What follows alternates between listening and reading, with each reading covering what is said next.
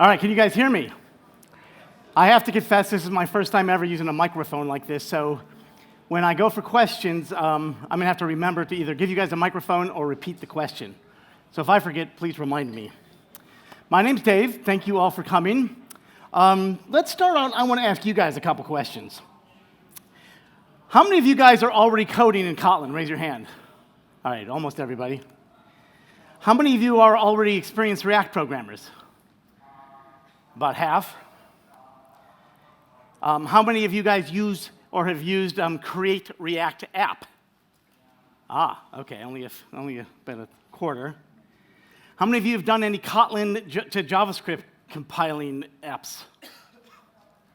So everybody's new to that. Okay. So that means you're probably doing Android or server-side, I'm guessing. Anybody use any of Kotlin's type-safe builders? All right, so not much with that, okay. Then that probably means you haven't used this either, so don't even worry about that. All right, so now I know where you guys are. I'm going to start with just a little bit of overview of why this is a useful thing. So 80% of my coding over the years has been spent on doing this one thing, and that is writing code in one language whose sole purpose in life is to spit out another language. In this case, HTML. That's literally how I've spent 90% of my career over the last, gazillion years. There's lots of ways to do that, and interestingly enough, nobody's really come up with a great way to do that until Kotlin, a little bit React. So in the old days, I used to do string building. I'd write Java servlets, or I'd write JavaScript that would build a giant string. You guys ever do that? That's got a lot of problems. You don't get any type checking. Your linting tools don't help you. Refactoring, of course, it doesn't work. There's security problems with injection and so forth. Then beyond that, you have tree building. You can use the DOM API, right, to say, create element, append a node, append a node, append a node. Has anyone ever created UIs that way? Because, of course, HTML is a big tree, right? That's a huge pain in the butt. That's kind of worse than tree building, because it's messy and huge and takes up tons of space. Then we had templates, Java server pages, Angular. Anyone ever use those products? So templates are sort of the modern state of the art until what we're about to do. So with templates, those solve a lot of problems, but here's the deal with templates. A template, the definition of a template is you have like a static part and then little parts that change, right? But if you use templates, after a while you're going to start to realize, well, I have some things that repeat. So your templating language is going to need to have like a for loop added to it. And of course, you're eventually going to have some things where I only want this display, if it's Tuesday, or if X is greater than 3. So you're going to need some kind of if statement, right? And possibly a switch statement. So now your template language has an if statement, a switch statement, a looping, or some kind of repeat mechanism. Then your templates are going to get big. They're going to get huge. And you're going to want to organize them and break them down into different pieces. So now you're going to have you need some kind of mechanism for decomposition to take your big templates and break them into small templates, right? And so your templating language is going to need that. And then you might decide, well, I want to reuse some snippets of HTML, right? So now your templating language is going to need some mechanism to achieve reuse, or UI components, if you will. And what you realize is, after a while, your templating language is evolved into a complete, full-on programming language. And it's usually a bad programming language at that. So those are the three things up till now. And of course, the fourth thing is, before I get to the fourth thing, I always like to give my spiel on separation of concerns. I think since at least half of you said you were using React, this spiel may not be totally necessary, but some people have been taught that it's a good idea to separate UI from business logic. Raise your hand if you've heard that. So that's pretty good advice. But there's a kind of a subtle misinterpretation of that, which would be separating angle braces from curly braces. You with me on that? And in my opinion, that's really stupid. So it's definitely a good idea to separate stuff, right? To separate stuff that should be evolving separately, such as your business logic and your UI for testing reasons and maintainability. But that's different from mixing HTML with JavaScript, or in this case, mixing HTML with Kotlin. There is absolutely nothing wrong. That doesn't violate any best practices or any design. So a lot of people misinterpret this separation of concerns. And so I'm bringing that up to prevent people from getting a distaste for something based on misunderstanding a best practice. All right, so with that said, I think the best way to write code that generates HTML in the year 2017 is to use internal DSLs. React adds an internal DSL called JSX to JavaScript. That's a big part of what React does, right? It allows you to just put JavaScript or put HTML in JavaScript. And I've just given you my wholesale pitch on why I think that isn't a bad idea. So Kotlin has its own thing. It's always had its own thing. It's always had the ability to do internal DSLs, just like JSX, except it looks different. And so that's what we're going to do. So this kind of thing is realistic. These slides are kind of more like why React, and I'm not going to spend too much time on this because this is React Kotlin. I kind of borrowed some of these slides. So there's what JSX looks like, just a melding of angle braces and curly braces. And Kotlin looks pretty much similar, same basic idea. So if you think mixing if statements and for loops inside of your HTML is a bad idea, then this isn't for you. Like I said, I think it's a best practice, not something to shy away from. And this part is just about React in general. So the key idea behind React is that you define your user interface, your view, as a function of the model. So it's pretty functional. You create your view as a function, and then the idea with React is, and this is the magic of React, if you ever want to update your UI, you don't. You never, ever, ever update your UI in React. What you do is you write a function that takes your data structures and turns those into a UI. Then when you want your UI to update, do you update the UI or do you just update the what? The model. And then the UI magically redraws. That's the magic of React. That's what React gives you. Does that make sense? So we just said that, never update the UI. And the third thing is components. I started out programming many years ago, and I remember I did a Visual Basic class. That's how old I am. And we learned how to create reusable UI components in Visual Basic. So in a 5-day Visual Basic class, day 5 was how to create a reusable UI component. And it took all day. It was advanced material.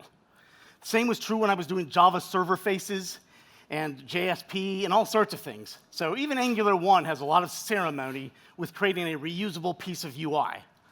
This is going to be the most awesome, elegant, reusable UI components you've ever seen ever, with the lowest amount of ceremony. So with that said, I'm going to jump right into my demo here. OK, React with Kotlin. You already saw, he stole a little bit of my thunder in the beginning there. There's a new tool called Create React Kotlin App. That is modeled after something called Create React App. For those of you who know React, you might know that it has a reputation for the configuration being a nightmare. You know how in Java we have the Gradle or the Maven or the Ant nightmare? Well, in JavaScript applications that have a build process, probably the most popular tool is called webpack. And that's even worse nightmare. And so Create React App is a tool by Facebook that basically assumes a bunch of defaults and hides you completely from that. There is no build file. Does that make sense? It still uses the same tool behind the scenes, but it's hidden from you. What JetBrains just came out with is an equivalent tool for React with Kotlin. And it's called Create React Kotlin App. This literally is a huge, huge game changer, as you're going to see. Also, there's some React wrappers. There's some classes that they pre-made in Kotlin to make it easier for you to use React. To be honest, I just updated those a few days ago, and I updated my presentation to use the latest and greatest ones that they have. And then Kotlin's type-safe builders, those are a feature that have been part of Kotlin since day 1. So those are kind of the aspects that we're going to be using. So from here on in, let's create some code. All right, step 1 is, by the way, if you have any questions, ask at any time, interrupt me, raise your hand, just jump in, all right? Just make sure I remember to repeat your question.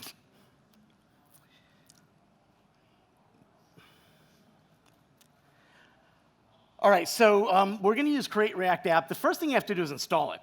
So to install Create React App, I thought I had a slide for, oh, I do.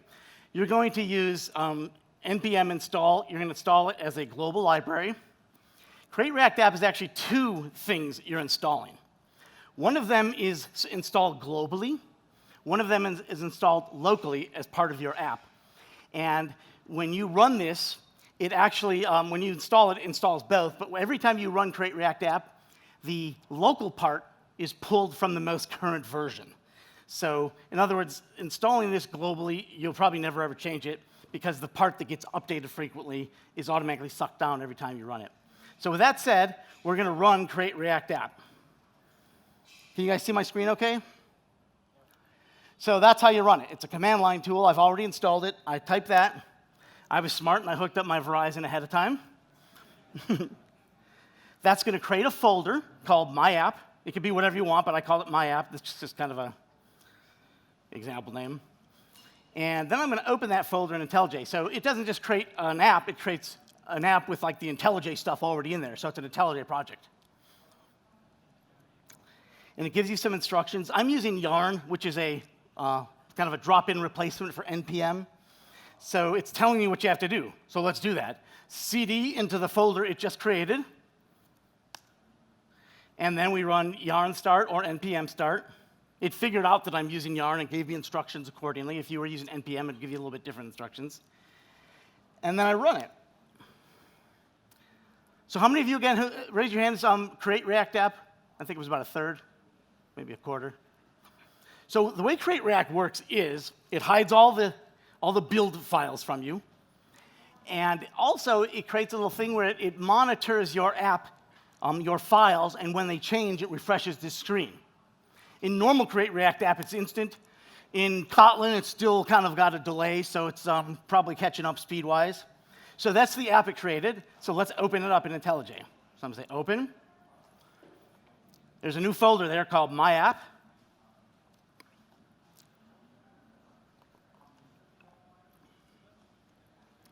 OK, this is the source code for this app. He kind of showed some of this already in the opening keynote. So I'm going to kind of do my presentation a little bit different. I'm not going to show all that. So this is all the code necessary to create that app. When I learn things, I like to start from hello world and build up, as opposed to start with something complicated and then I'll figure it out. So I'm going to build it that way.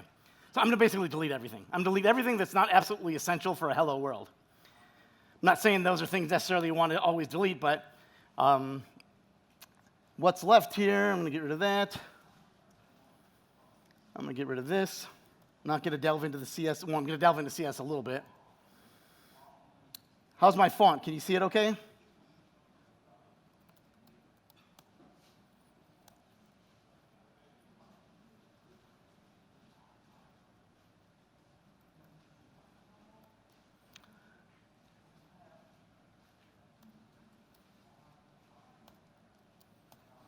All right, so what render is, this is part of the React Kotlin stuff that JetBrains is providing us. It takes two arguments. One is the element that you're going to stick your stuff into, just like in normal React. And the other is some HTML or React components, which are given in the form of a lambda function. So let's say h1 colon. So boom, you're now seeing React's, or I should say Kotlin React's version of JSX.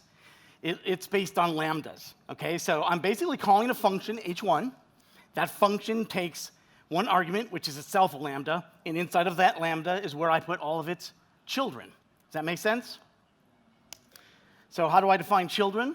Well, if it's a text child, I just use the plus operator. And I'll say blackjack, because we're going to be making a little blackjack example. All right, good? So this is all we have in our project, is this. And there's an HTML page, which basically includes the JavaScript that's going to be generated. The HTML page is actually, to be honest, it's generated as part of the build process, and a script tag attaching to the generated script is inserted for you. So you really don't even need to look at the HTML page. It's just a plain old HTML page with pretty much nothing in it but a title and some other just paperwork stuff. All right, here we go. Are you ready? Haha, yes. So there's your Hello World React application. Any questions so far? Yes? The DSL objects, are they like Yes, yes, that's exactly what they are. So to use this technology, the React Kotlin stuff, you don't need to know too much. But if you're like me, you might want to understand it. But we only have 45 minutes. There are some advanced Kotlin features used here that are interesting. And if we have time, I'll go into it. But let's add some more to this. So does everyone understand? I'm invoking a function called h1 and passing it one argument of type lambda. Now, inside of this lambda, so one of the advanced features is lambdas. When you call a lambda, you can actually change its this. You can tell it what this to use. So in other words, this lambda function, it's just a function like any other function, and it's passed an argument. But it's not passed a normal argument. It's passed an argument to be used as its what? As its this. Why is that important? Well, that's why the plus operator works, and that's also why this works. So basically, all the cool HTML stuff we want to do is basically part of the this, which is magically thrust upon the lambda function you are defining. So let's build on. Let's make a couple hands. We're going to have a player hand and a dealer hand. So the game we're creating, I already have the business logic written. So you have a game. Each game contains a player hand and a dealer hand. That's pretty much all you need to know at this point. Also, each hand contains an array of cards. So that's the whole business model. Game, player hand, dealer hand, card, card, card, card, card, card. Good? All right. With that said, let's make some code for the hand. So I'm going to say div. So first, I'm going to say, let's see. So this is going to be a hand. I'm going to say div. And then inside of the div, I'm going to do that. What's that tag do? That makes it bold. So then I'll say plus player hand. Then at the bottom of the player hand, I'll say 12 points. I'm hard coding it for now. And then here, I'm going to say the list of cards goes here, but I don't have that. We're going to come back to that. All right, so there's one hand. Good? Let's see if that works. Now notice I didn't have to do a build. I didn't even have to do a refresh. It automatically does all that stuff for me. That's part of the webpack magic that it's doing behind the scenes. Also, if you remember, I deleted everything we didn't need. Notice what you don't see here. You don't see a Gradle file. You also don't see a webpack config file. So the Create React Kotlin app tool provides all that for you hidden. Benefit, creating a React app is awesome and super easy to do. What's the drawback? Not as configurable, right. So that's kind of a trade-off you have to make. All right. So we got that going so far.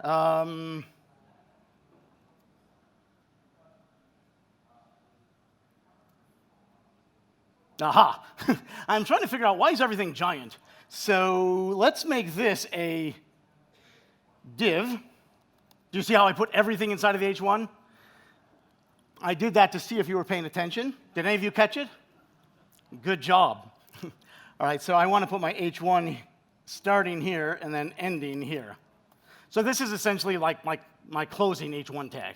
Cool? All right, let's see if it looks a little bit more like what I was expecting. All right, good. Now let's make the dealer hand.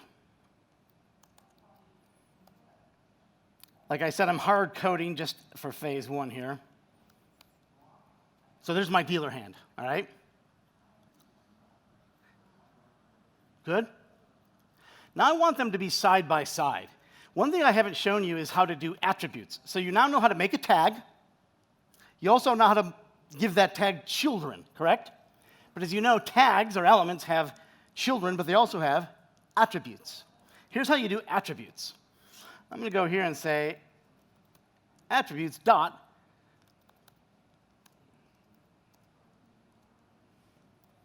That's how you do an attribute. Does that make sense? So title, that's like the tooltip. So in theory, if I run it now, I should be able to hover over anything and have that title pop up.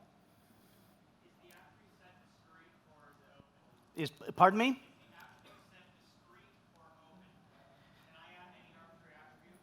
No.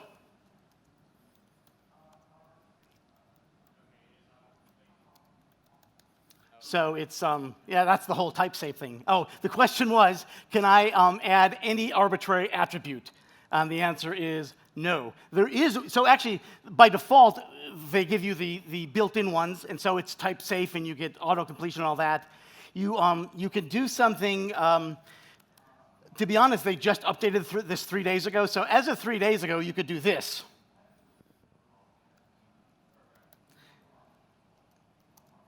And that doesn't seem to work, but I'm sure there's some equivalent to it, so I don't know what it is. So you could do both. You could do ones that it doesn't know about, or you could do the ones that it knows about this way. Does that make sense? So I'm sure there's some way to still do that. Does anybody know what it is? Yeah, so they just changed the API a little bit ago. So it used to be attributes is what it was. It was actually attributes.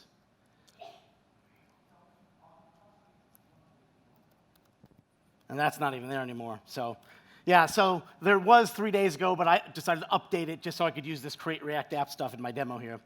All right, moving on. I don't really want to do a title. What I really wanted to do was a style.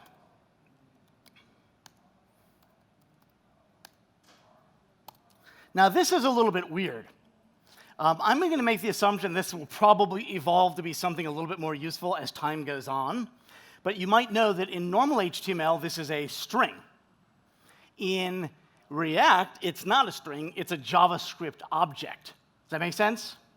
So what I'm going to do is I'm going to use something called Kotlin ext.js.js.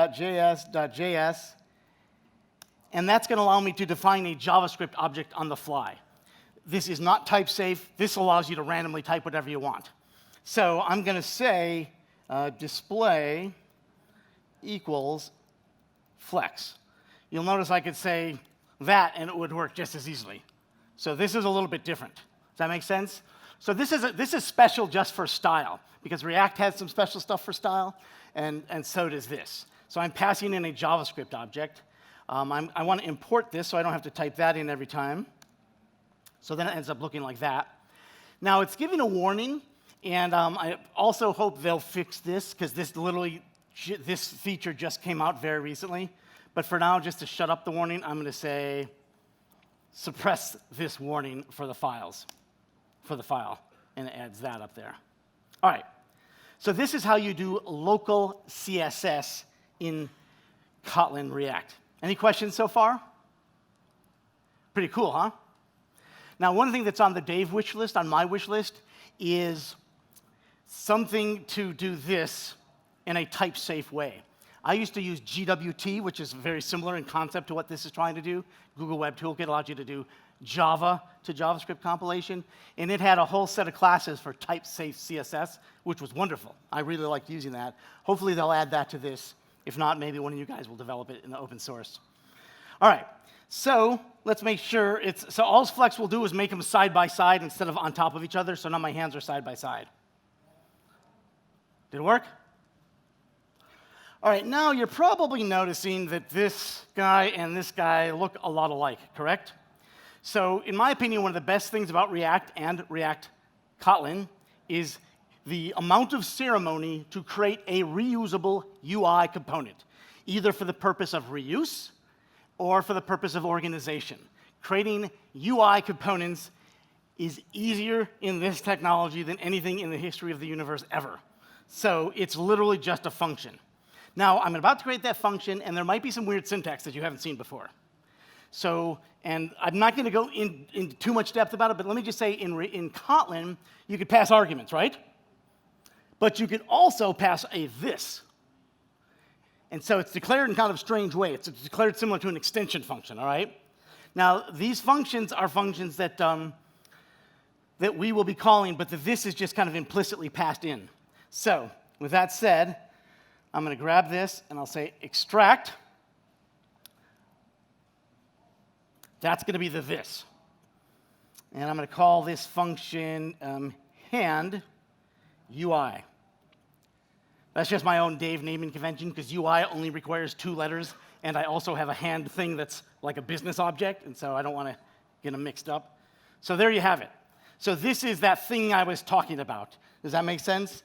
This shows that this function takes one argument, but it's not a normal argument, it's the what argument? The this argument. And that is why I can, without any kind of special prefix, I can call what function? Div. Does that make sense? You don't have to do this. You could pass the stuff in directly the old-fashioned way, which I did at first because I didn't get this syntax and it was bugging me. But now that I'm used to it and I'm happy with it, I use it all the time. So again, this is a whole separate topic, but we're just passing an argument, and it happens to be an argument that is going to be referenced the way this would be referenced. All right? So that's what this is. All right. Now we'll call it twice. Yeah, question. Is that creating a custom HTML element? No. It's not creating a custom HTML element in the sense of it could be called from like a plain HTML file as a tag, and it's also not creating a custom element in terms of the W3C custom element spec. So no. It's basically doing what you would do in React. So no more so than in React. All right, so I'm going to take this, and I'm going to try to emulate more of a real-life situation in which, this UI could get big, and I'm going to make it its own file. So I'll go over here, and I'll make a new folder called Blackjack. And in it, I'll make a new Kotlin file called hand UI. And I'll paste this in there, like so. Now, this is small enough, I don't really need it, but I just wanted to show you how this might look in more of a realistic app. I also don't want to get those warnings, so I'll put that in there as well. Actually, I don't have any warnings there, but I'm about to. All right, so now, I don't need this anymore, and I need to import this because it's in a different package, like so. Cool? Now I'm going to create this and put this in a different package. I'm going to call that game view. So remember, we have a game, a hand, and a hand, and the UI is the same thing. Game UI, hand UI, hand UI.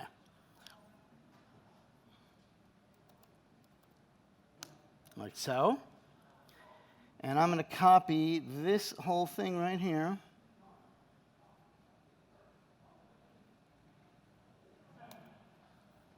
Into here. And I'll make this one manual. So I'm going to say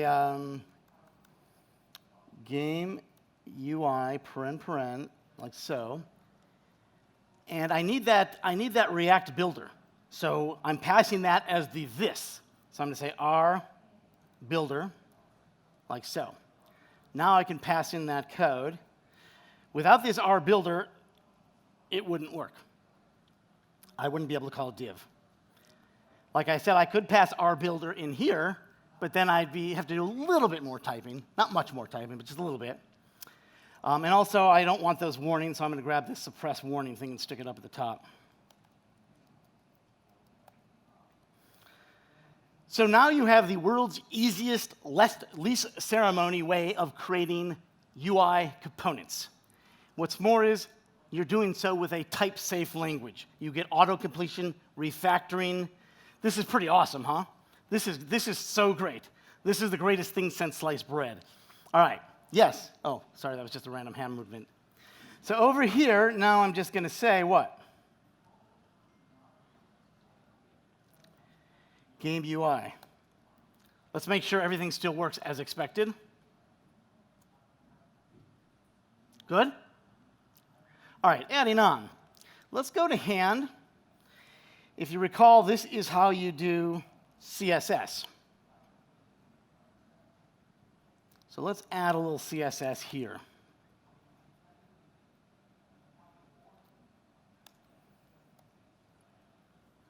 I'm going to get rid of that and just do an export, or an import rather.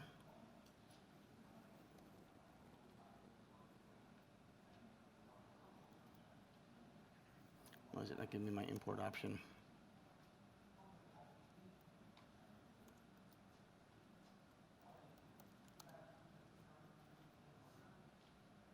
Like so. All right, so here I'm going to say, let's see, I'm going to say width, 10 font widths, height, same thing. I'll give a padding of 1 font width. I'll give it a, let's see, margin top and a margin right, and I'll give it a background color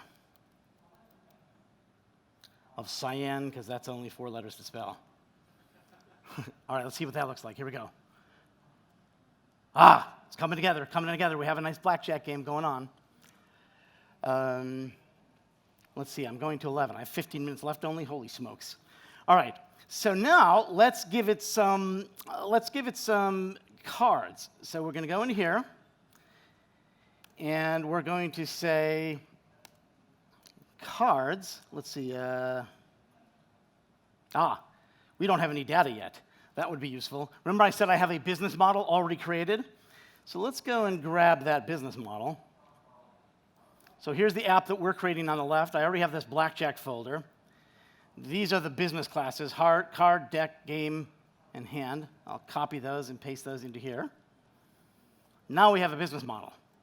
So now what I'm going to do is I'm going to go to hand, and I'm going to say it takes an argument of type hand. Cool? So props, React props are just arguments, just function parameters. You don't have to do anything special. And I'm going to go here, and I'm going to say h.cards.forEach, and I'll do a div for each card, and I'll say plus it, that's the current card that I'm iterating through. Yes?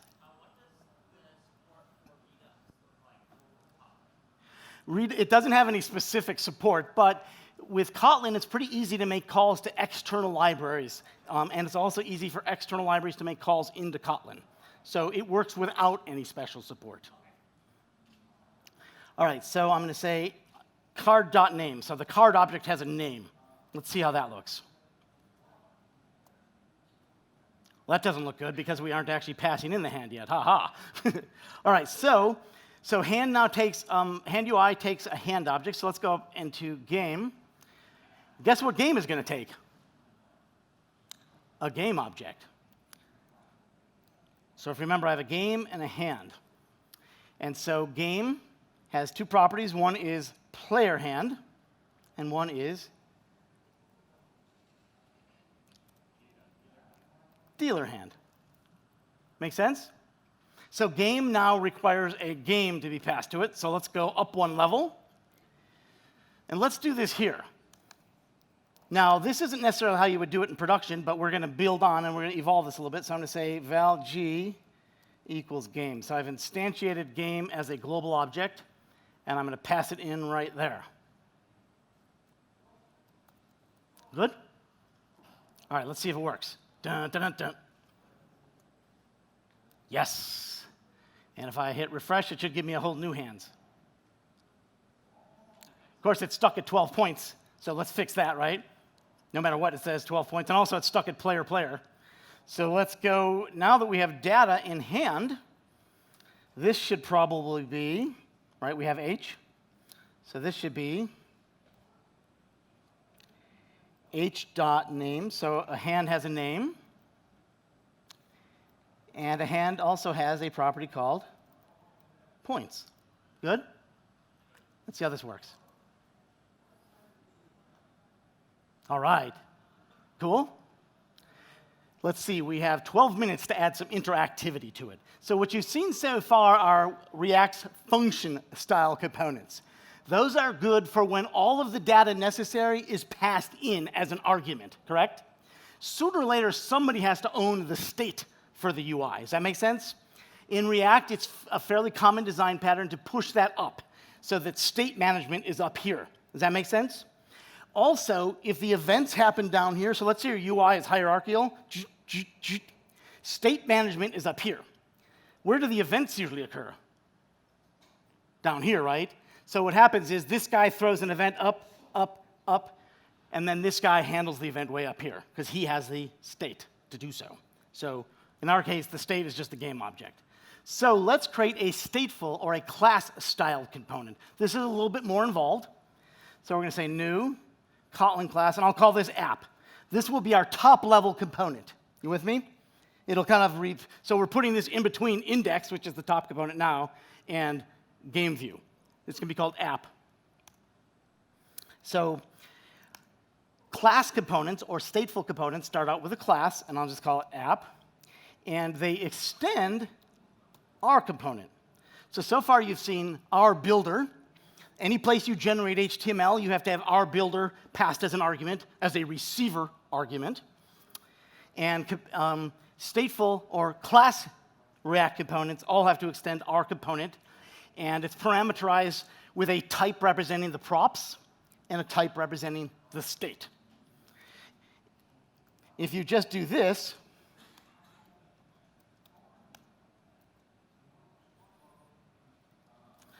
then what you have is a component that doesn't have any props or have any state. Make sense? Yes? He asked if I could bump the font up. All right, so it's telling me I'm missing something. So let's see what I'm missing. Obviously, this component doesn't render anything, so what's the one function that has to be there? Render, so we'll use our IntelliJ. Can't do that with JavaScript. Since we're going to be generating HTML from here, it automatically is passing in our receiver object, so we can use the div and all those magic HTML-ish tags. So we'll start out real simple, and we'll just say, obviously not too useful so far, correct? But we're starting small. We have 9 minutes left. I think we're going to make it. So now I'm going to use app. So for the moment, I'm just going to get rid of this. So we've just gotten rid of everything we ever worked for ever. But let's learn how to use an app. So how to use an app? So function components, how do you use them?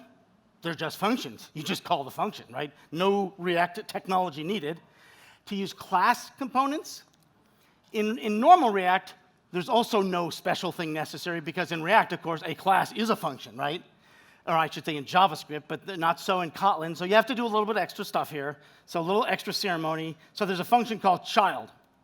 I'm not sure why they called it child. We're adding a child. And so there you pass the app class object like so. And also you pass any children in the form of a lambda function. Make sense? So that's it. So that's the special ceremony. So if you have a class component, you call it a little bit differently. Also, in some of the examples, what they do is you could create a function, a convenience function, so that basically it looks exactly the same, right? So I could do that. I could go like this, and I could say app. Let's just go right here and say function, app with lowercase, no args, equals that.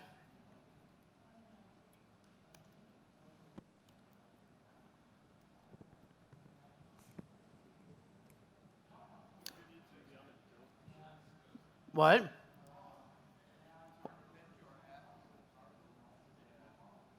What am I doing?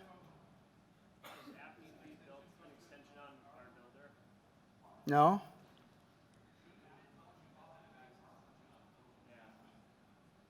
Oh.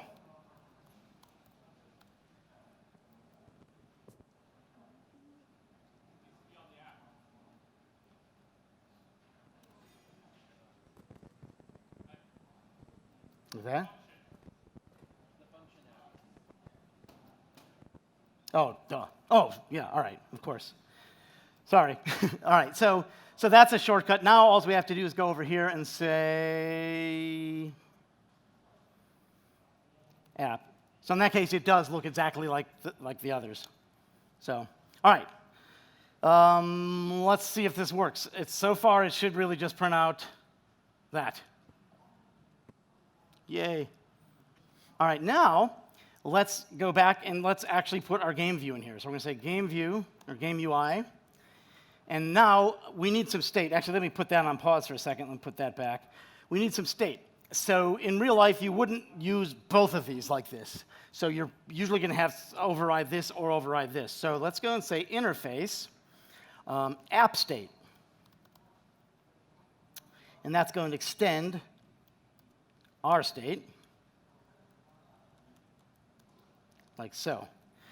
And I'm going to say val g game. So I've just defined the shape of my state. Good? Now what I have to do is I have to initialize that state. So I'm going to override the init method, like so. You can also pass in props but we don't have any props in this case. It automatically put that in there. So that means, do I need a prefix in order to reference G? So instead of saying state.g, I just say G. So I'm going to say G equals, whoops.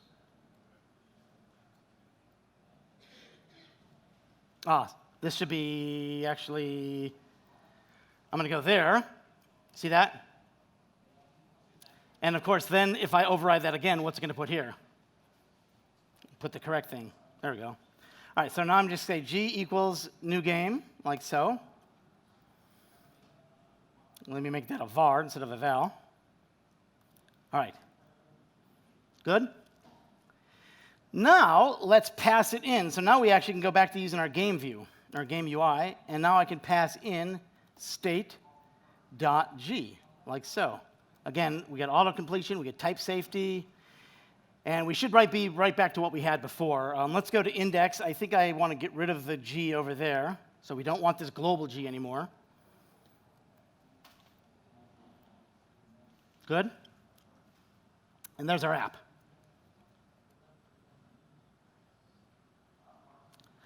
Yay, nothing different. Now, the whole point of having a stateful class component is that you can actually change the state, correct? So, for that, we need a button. So let's create some buttons. Any questions so far? Yes? Do you just mind going to file and then project structure? I just want to see what SDK you're using to develop. File. I'm using 8. Yeah. I'm also using the latest EAP version of IntelliJ as well. All right. So now let's create a button bar here. So let's just grab, say, this class. I'm doing F5, and I'm going to say button bar.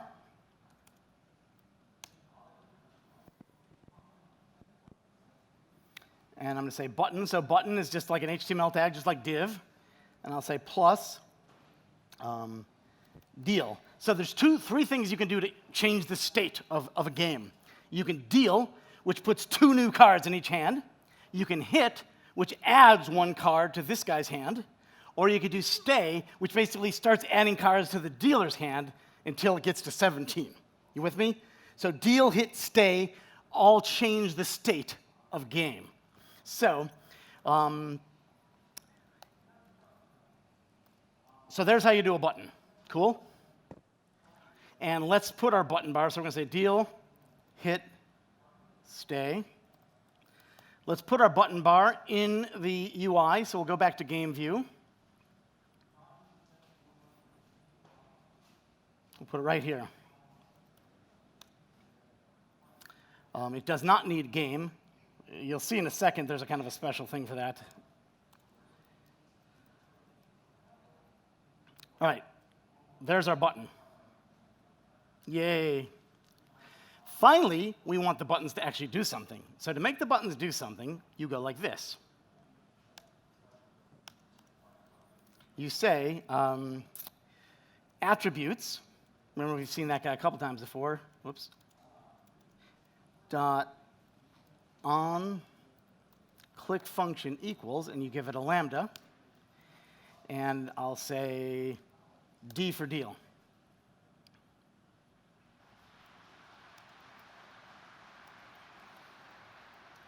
Oh, that's a lot of pressure. Boy, that guy's getting a lot of applause. All right, so let's see if this runs. It's right now just printing something to the console, so I have to display the console. Yay! All right, do you guys want me to actually make the buttons change the game state? That'll be approximately 3 more minutes. All right, if you hate my guts and are sick of this, if you leave, you will not hurt my feelings, but I'm going to run 3 minutes over. Because this actually is kind of an important thing. So the problem is, I don't have an ability to access the game from here, do I? And the way React works is you don't typically pass the state down. What you do is you pass an event handler down. So what I'm going to do is I'm going to say interface, and I'm just going to call it event handler for lack of a better name. And this interface is going to have 3 things. Hit, deal, and stay. Does that make sense? Now, what are these guys going to actually do? Whoops. So now what gets passed into this guy? The callbacks, right? So now what they do is they say eh.deal.hit.stay.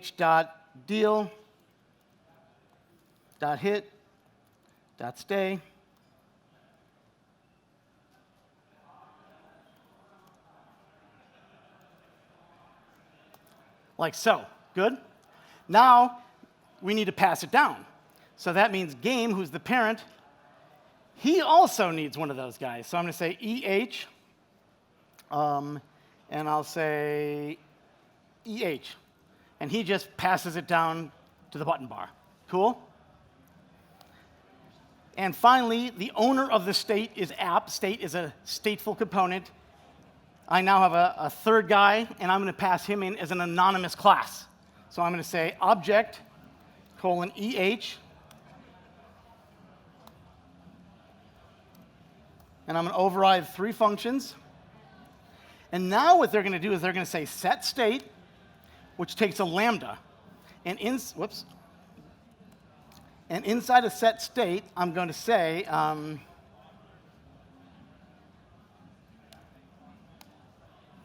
going to say what? G.deal. So notice it's doing the set state asynchronously. It's doing it in a lambda. This will be hit, and this will be stay, and that's it. Let's see if it works. Dun, dun, dun.